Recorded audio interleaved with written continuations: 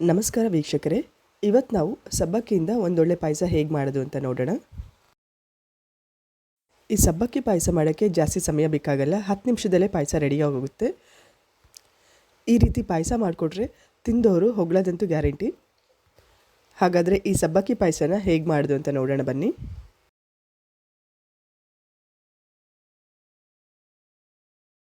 ಒಂದು ಪಾತ್ರೆಗೆ ಒಂದು ಅರ್ಧ ಕಪ್ಪಷ್ಟು ಸಬ್ಬಕ್ಕಿ ಹಾಕೊಳ್ಳೋಣ. ನಾನಿಲ್ಲಿ ನೈಲಾನ್ ಸಬ್ಬಕ್ಕಿ ತೊಗೊಂಡಿದ್ದೀನಿ. ನೀವು ಯಾವುದೇ ಸಬ್ಬಕ್ಕಿ ಕೂಡ ತೊಗೋಬಹುದು, ಸಣ್ಣ ಸಬ್ಬಕ್ಕಿ, ದೊಡ್ಡ ಸಬ್ಬಕ್ಕಿ ಯಾವುದಾದ್ರೂ ತೊಗೋಬಹುದು. ಮನೇಲಿ ನೈಲಾನ್ ಸಬ್ಬಕ್ಕಿ ಇರೋದ್ರಿಂದ ನಾನು ಇದನ್ನೇ ತೊಗೊಂಡಿದ್ದೀನಿ. ನಿಮಗೆ ಯಾವ್ದು ಸಿಗುತ್ತೆ ಆ ಸಬ್ಬಕ್ಕಿನ ತೊಗೊಳ್ಬಹುದು. ಈ ಸಬ್ಬಕ್ಕಿಗೆ ಸ್ವಲ್ಪ ನೀರು ಹಾಕಿ ಚೆನ್ನಾಗಿ ತೊಳ್ಕೊಳ್ಳೋಣ. ತೊಳ್ಕೊಂಡಿರೋ ಅರ್ಧ ಕಪ್ ಸಬ್ಬಕ್ಕಿಗೆ 1 ಕಪ್ ನೀರು ಹಾಕಿ ಒಂದು 5ರಿಂದ 6 ಗಂಟೆ ಅಥವಾ ಇಡೀ ರಾತ್ರಿ ನೆನೆಯೋಕ್ಕಿಡೋಣ. ಬೆಳಗ್ಗೆ ಪಾಯಸ ಮಾಡ್ತೀನಿ ಅಂತ ಹೇಳಿದ್ರೆ ಹಿಂದಿನ ರಾತ್ರಿ ನೆನೆಸಿ, ಇಲ್ಲ ಮಧ್ಯಾಹ್ನ ಪಾಯಸ ಮಾಡ್ತೀನಿ 12 ಗಂಟೆ ಹಂಗೆಲ್ಲ ಪಾಯಸ ಮಾಡ್ತೀನಿ ಅಂತ ಹೇಳಿದರೆ ಬೆಳಗ್ಗೆ 6 ಗಂಟೆಗೆ ಇದ್ದಾಗ ಕೂಡ ನೆನೆಸಬಹುದು. ಮಿನಿಮಮ್ 5ರಿಂದ 6 ಗಂಟೆ ತನಕ ಈ ಸಬ್ಬಕ್ಕಿನ ನೆನೆಸಬೇಕಾಗುತ್ತೆ. 5ರಿಂದ 6 ಗಂಟೆ ಆಗಿದೆ. ಸಬ್ಬಕ್ಕಿ ಎಲ್ಲ ನೋಡಬಹುದು ಚೆನ್ನಾಗಿ ನೆಂದಿದೆ. ಪಾತ್ರೆಗೆ ಅರ್ಧ ಲೀಟ್ರ್ ಹಾಲು ಹಾಕ್ಕೊಂಡು ಅರ್ಧ ಕಪ್ ನೀರು ಹಾಕಿ ಈಗ ಹಾಲನ್ನ ಬಿಸಿ ಮಾಡೋಕ್ಕೆ ಇಟ್ಕೊಳ್ಳೋಣ. ನಾವು ಮನೇಲಿ ರೆಗ್ಯುಲರಾಗಿ ಯಾವ ಹಾಲು ಯೂಸ್ ಮಾಡ್ತೀವಿ ಅದೇ ಹಾಲನ್ನ ಒಂದು ಅರ್ಧ ಲೀಟ್ರಷ್ಟು ತಗೋಬಹುದು.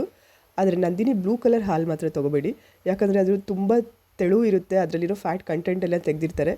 ಸಣ್ಣ ಮಕ್ಳಿಗೆ ಮಾತ್ರ ಆ ಹಾಲನ್ನ ಕೊಡ್ತೀವಿ, ಬಾಕಿ ಪಾಯಸ ಮಾಡೋಕ್ಕೆಲ್ಲ ಅದರದ್ದು ಫ್ಯಾಟ್ ಕಂಟೆಂಟ್ ತುಂಬ ಕಡಿಮೆ ಇರೋದ್ರಿಂದ ಪಾಯಸಕ್ಕೆ ಹಾಕಿದರೆ ಅದರದ್ದು ರಿಚ್ನೆಸ್ ಕಡಿಮೆ ಆಗುತ್ತೆ ಪಾಯಸದ್ದು.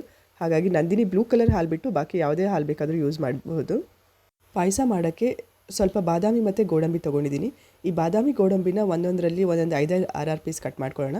ಸೊ ಈ ಥರ ಸಣ್ಣ ಸಣ್ಣದಾಗಿ ಕಟ್ ಮಾಡ್ಕೊಳ್ಳೋದ್ರಿಂದ ನಾವು ಪಾಯಸ ತಿನ್ನುವಾಗ ಅದು ಸಣ್ಣ ಸಣ್ಣ ಬಾದಾಮಿ ಗೋಡಂಬಿ ಎಲ್ಲ ಬಾಯಿಗೆ ಸಿಗೋದ್ರಿಂದ ಟೇಸ್ಟ್ ತುಂಬ ಚೆನ್ನಾಗಾಗುತ್ತೆ ಪಾಯಸದಲ್ಲಿ.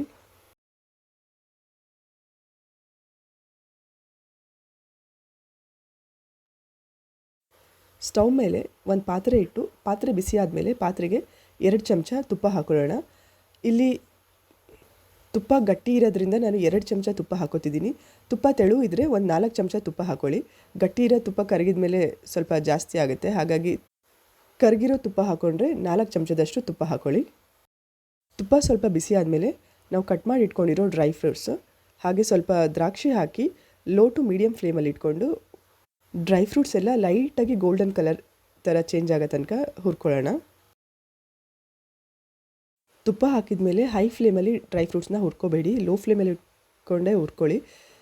ಹೈ ಫ್ಲೇಮಲ್ಲಿ ಇಟ್ಕೊಂಡ್ರೆ ಡ್ರೈ ಫ್ರೂಟ್ಸ್ ಬೇಗ ಕಲರ್ ಚೇಂಜ್ ಆಗುತ್ತೆ, ಆದರೆ ಅಷ್ಟು ಚೆನ್ನಾಗಿ ರೋಸ್ಟ್ ಆಗೋಲ್ಲ. ಹಾಗಾಗಿ ಲೋ ಫ್ಲೇಮಲ್ಲಿ ಇಟ್ಕೊಂಡು ಲೈಟಾಗಿ ಕಲರ್ ಚೇಂಜ್ ಆಗೋ ತನಕ ಹುರ್ಕೊಳ್ಳೋಣ. ಡ್ರೈ ಫ್ರೂಟ್ಸ್ ಎಲ್ಲ ಲೈಟಾಗಿ ಕಲರ್ ಚೇಂಜ್ ಆಗಿದೆ. ಈಗ ನಾವು ಹುರ್ಕೊಂಡಿರೋ ಡ್ರೈ ಫ್ರೂಟ್ಸ್ಗಳನ್ನೆಲ್ಲ ಒಂದು ಪ್ಲೇಟಿಗೆ ತೆಗೆದಿಟ್ಕೊಳ್ಳೋಣ.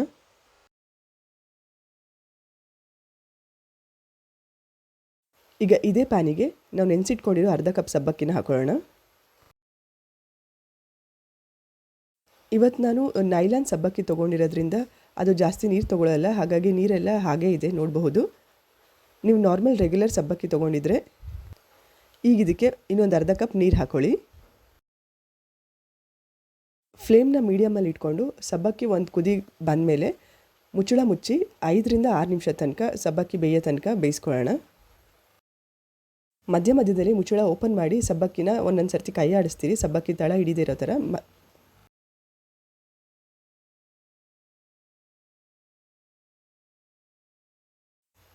6-7 ನಿಮಿಷ ಆಗಿದೆ ಸಬ್ಬಕ್ಕಿ ಬೇಯಕ್ಕೆ ಇಟ್ಕೊಂಡು. ನೋಡಬಹುದು ಸಬ್ಬಕ್ಕಿ ಎಲ್ಲ ಚೆನ್ನಾಗಿ ಬೆಂದಿದೆ, ಫುಲ್ ಟ್ರಾನ್ಸ್ಪರೆಂಟ್ ಆಗಿದೆ. ಈಗ ಇದಕ್ಕೆ ನಾವು ಬಿಸಿಗೆ ಇಟ್ಕೊಂಡಿರೋ ಅರ್ಧ ಲೀಟ್ರ್ ಹಾಲನ್ನ ಹಾಕೊಳ್ಳೋಣ.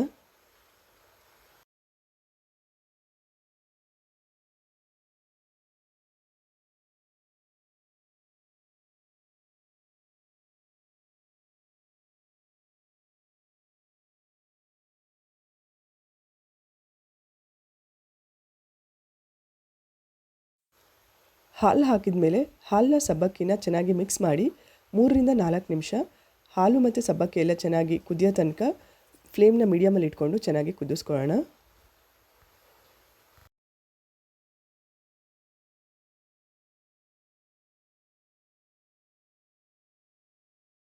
ಎರಡರಿಂದ 3 ನಿಮಿಷ ಹಾಲು ಮತ್ತು ಸಬ್ಬಕ್ಕಿ ಎಲ್ಲ ಚೆನ್ನಾಗಿ ಕುದ್ಮೇಲೆ ಈಗ ಇದಕ್ಕೆ ಅರ್ಧ ಕಪ್ ಸಕ್ಕರೆ, 3 ಚಮಚ ಬಾದಾಮ್ ಮಿಲ್ಕ್ ಪೌಡರ್ ಹಾಕೊಳ್ಳೋಣ.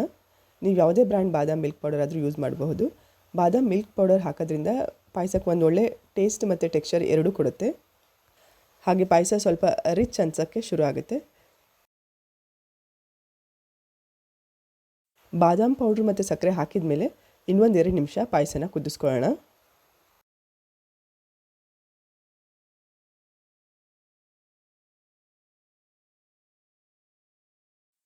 ಈಗ ಇದಕ್ಕೆ ನಾವಾಗಲೇ ಹುರಿದು ಇಟ್ಕೊಂಡಿರೋ ಡ್ರೈ ಫ್ರೂಟ್ಸು, 3 ಏಲಕ್ಕಿನ ಸಣ್ಣದಾಗಿ ಕುಟ್ಟಿ ಪುಡಿ ಮಾಡ್ಕೊಂಡಿದ್ದೀನಿ, ಅದನ್ನು ಹಾಕಿ ಇನ್ನೊಂದು ನಿಮಿಷ ಕುದಿಸ್ಕೊಳ್ಳೋಣ.